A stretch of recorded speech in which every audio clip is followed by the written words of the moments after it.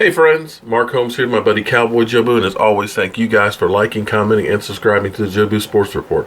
Man, the response has been fantastic. You guys are pushing us almost to 7,000.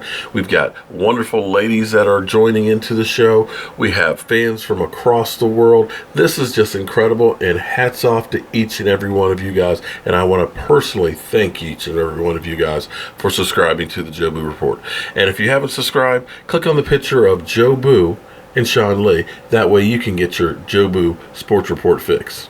Now, we don't have a whole lot that's going on since Travis Frederick and Tyron Smith have restructured their contract, gotten us underneath the salary cap.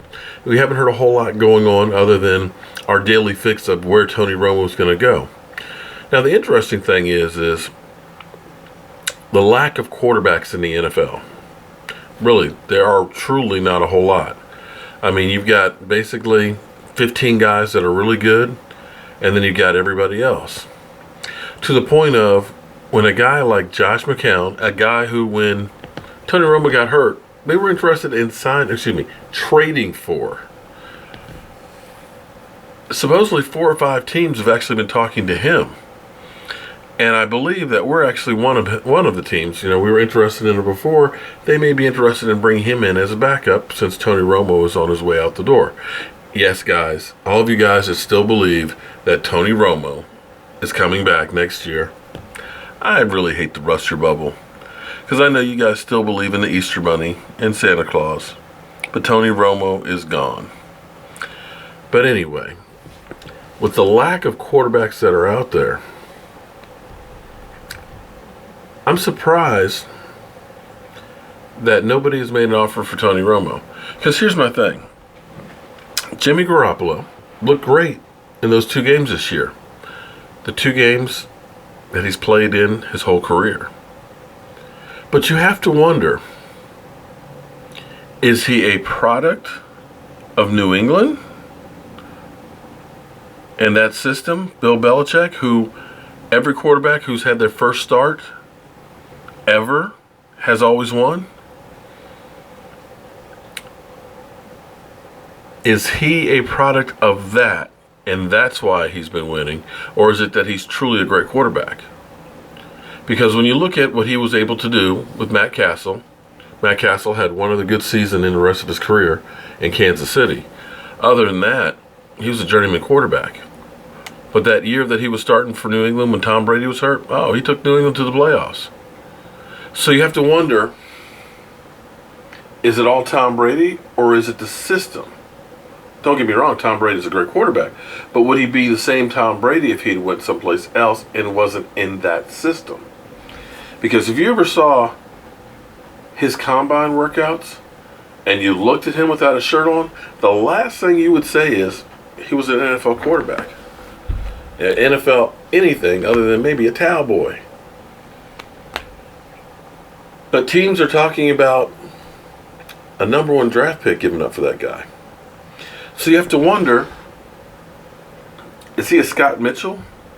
Scott Mitchell, for all of you young people out there, took over for when Dan Marino got hurt. Played so well that he got, at the time, one of the biggest free agent contracts, ever, to play in Detroit, and it turned out couldn't play. You look at last year, Brock Osweiler started a few games for Denver, was able to hold serve, that great defense. Goes to the Texans. You think the Texans like to get that $75 million back? Jared Goff. The experts said that he was the most NFL-ready quarterback in the draft. But you know what they didn't let you know? That Jobu needs a refill. So, what you have to understand, I always say this.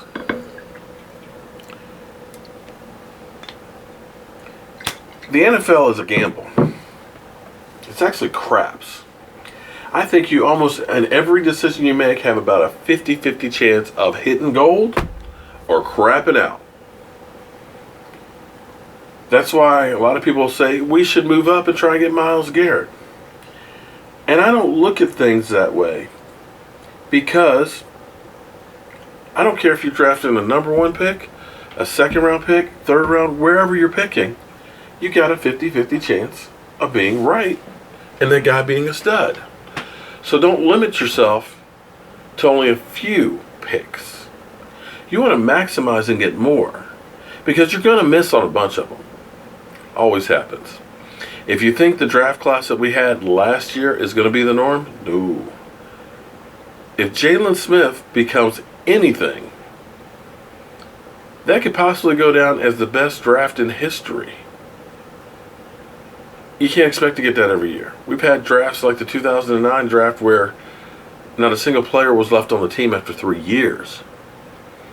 So when you think that the Dallas Cowboys are going to be able to fill all these holes and move up, it's not going to happen.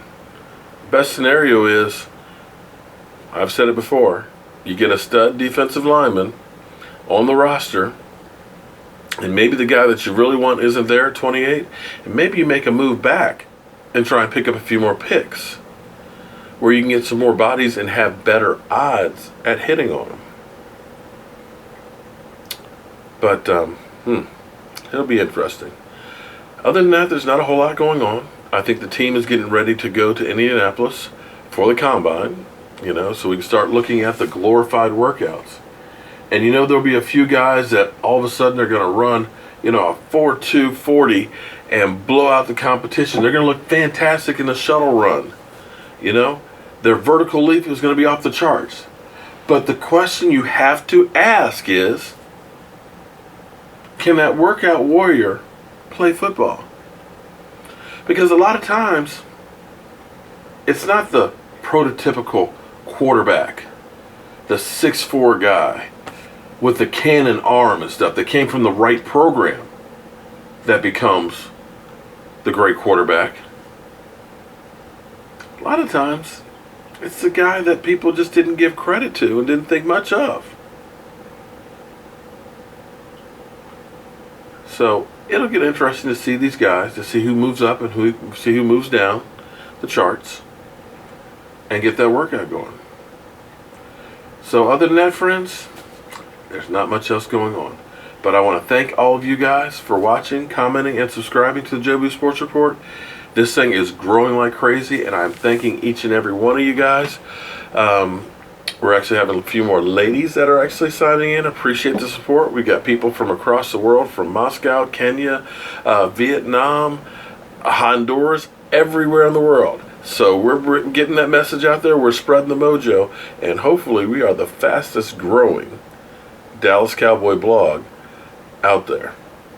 Tomorrow night, I'll be live streaming at 9 o'clock Eastern. Hope you guys can join in, and we'll see if tomorrow we hear about another team that's interested in Tony Romo.